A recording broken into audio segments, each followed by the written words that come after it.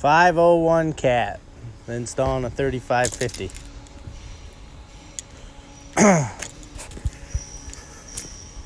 I put 45s on the boom, and the hoses are 7'2", so 86 inches, down to a bulkhead. And then the bulkhead hoses are 48 inches with 45s on them, like they would be for the 3550. In the cab, we put in two 4-button joysticks.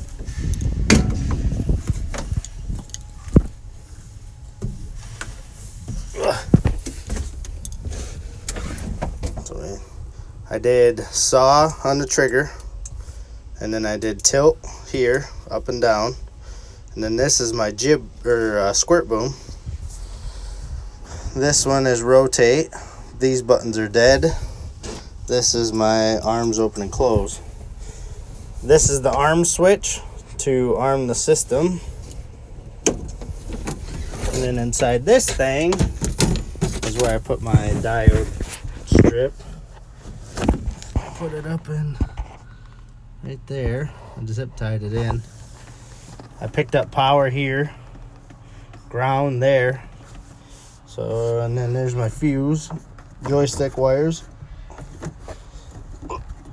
Tilt the cab up and run everything underneath the cab through this hole.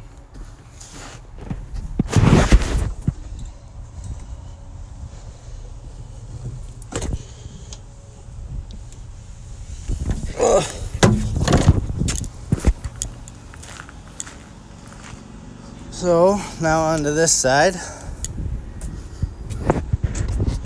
This is the pump compartment. This is what they call the dangle head valve. So apparently if it's plumbed up for a dangle head, it'll have this valve in it. If it's plumbed up for a processor, it'll have a different valve bank in it.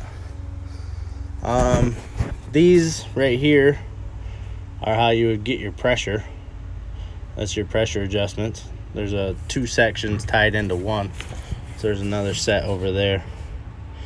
And up here, took me a while to find this. This ball valve right here is how you drain the air off the system to bleed the tank, the air out of the tank. So then we had two tank lines running back down the boom. We plugged one off at the first joint, and then it come into this block, and we stuck a gauge in there to see if we had any pressure, and we don't. So this is where I hooked my K-strain in. I come right off of this tube right here with my K-strain, which is the top tube out there on the boom. This section right here, the very outside section, was the squirt boom. I just undid the wires and plugged my wires into them. All in all, it's been pretty simple. It took quite a while to figure stuff out, but it wasn't too overly hard. Once you did a couple of them, it's pretty easy. This is the electrical box that they already use. It had a 6-way plug in it. We put an 8-way plug in it. We didn't put a housing on it. This is what they had in it, and they just had it zip tied together, so we did the same thing with the 8. And then you lifted the cab right here. Right there's the serial number. Yeah, so pretty straightforward. I think I made that K-strain hose that I ran was 7 foot, 84 inches, and it had a number 845 split or flat face to an 8JIC 90. So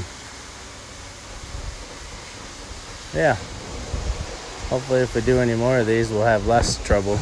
But the wiring stuff, they already had all this big wiring coming down to that box, so I just used all the hosing and everything and ran right through it. So, but all we can get out of this machine is 45 gallons at 4,000 psi. So hopefully it'll run it good.